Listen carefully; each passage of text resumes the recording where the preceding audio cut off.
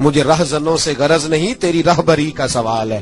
اور بھائی غور فرمائے، حضرت سعید بن عامر کو گورنر بنا دیا، سیدھے سادے درویش سے آدمی تھے۔ کچھ مہینوں کے بعد حضرت عمر خود ان کے صوبے میں پہنچے، جامع مسجد میں سب لوگوں کو جمع کیا۔ جب سب لوگ جامع مسجد میں جمع ہوئے تو حضرت عمر فاروق نے فرمایا اپنے گورنر کے بارے میں بتاؤ کیسا ہے۔ یہ ہے جمہوریت۔ ادھر دیکھیں جی، میری بات پہ توجہ فرمائیں، یہ جمہوریت ہے۔ گورنر سامنے کھڑے، فرمایا بتاؤ گورنر کیسا ہے؟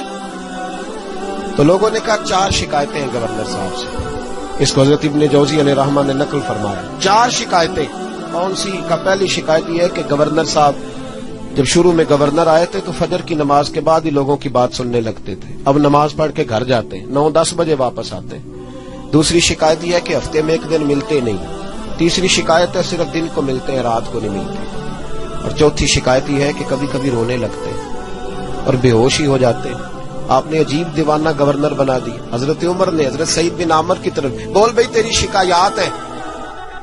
جناب سعید بن عامر کہنے لگے حضور میرا راز نہ ہی کھلتا تو اچھا تھا، اگر آپ نے کہا ہے تو کہہ دیتا ہوں، بتائیے۔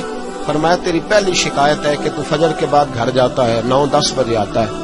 جناب سعید بن عامر رو پڑے۔ گورنر صاحب کہنے لگے حضور غریب ہوں، نوکر رکھنے کے پیسے نہیں، بچے میرے پاس موجود نہیں، بیوی میری بیمار ہو گئی ہے، 30 سال اس بھلی مانس عورت نے میری خدمت کی، اب بیمار ہے، نماز پڑھ کے گھر جاتا ہوں، اپنی معذور اور بیمار بیوی کو ناشتہ پکا کے دیتا ہوں، اگر اس کے کپڑے بدلنے والے ہوں تو اس کا وجود دھو کے کپڑے بدلتا ہوں، گھر میں جھاڑو دیتا ہوں، برتن مانجتا ہوں، لوٹتے دیر ہو جاتی ہے۔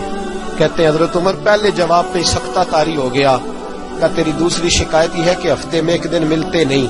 تو سعید بن عامر عرض کرنے لگے حضور کرتا میرے پاس ایک ہی ہے، ہفتے میں 1 دن دھو کے خشک ہونے کو ڈالتا ہوں، بیوی کے کپڑے پہن کے بیٹھا رہتا ہوں، ٹھنڈ کا موسم ہے، اثر وہی ہو جاتی ہے۔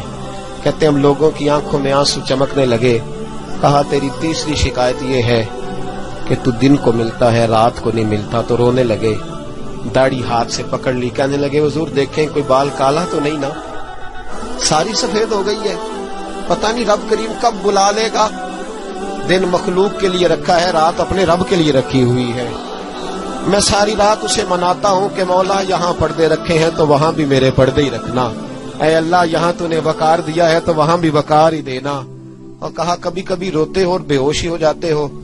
کہنے لگے حضور بہت پختہ عمر میں کلمہ پڑا تھا، 40 سال کا تھا جب کلمہ پڑا، جب 40 سال کے گناہ یاد آتے ہیں تو رو پڑتا ہوں، سوچتا ہوں کہ میں تو 1 ہفتے کا حساب نہیں دے سکتا، 40 سالوں کا کیسے دوں گا حضور، پھر مجھ سے برداشت نہیں ہوتا، پھر تڑپ جاتا ہوں۔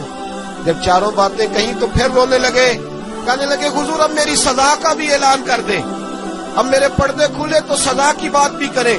حضرت عمر نے ہاتھ اٹھائے اور کہا اے اللہ میرے محبوب کی امت کو کچھ ایسے گورنر اور بھی عطا فرما، اپنے آپ کو سنواریں، اپنے آپ پہ توجہ دیں۔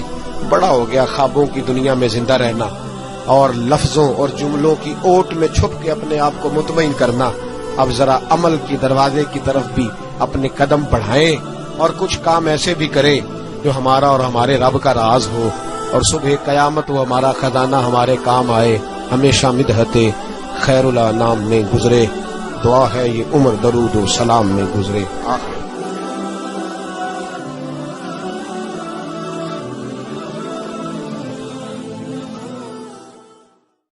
ختم نبوت زندہ باد، ختم نبوت زندہ باد، ختم نبوت زندہ